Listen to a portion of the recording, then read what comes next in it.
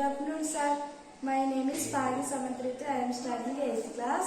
My school name is GTW Girls Vangasara. Good afternoon, sir. My name is Sundar Gnanavinaka. I am studying 9th class. My school name is GTW School Vangasara. My project name is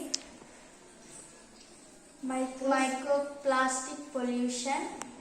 మనం ప్రస్తుతం మన ప్రపంచంలో చెత్త అనేది ఎక్కువ అవడం వల్ల మనకు కలిగే సమస్యలు నదుల్లో కలిసిపోయి, కొండల్లో కలిసిపోయి, గాలిలో కలిసిపోయి, అలాగే మన బ్లడ్లో కలిసిపోయి మనకి చాలా ప్రాబ్లమ్స్ వస్తాయి.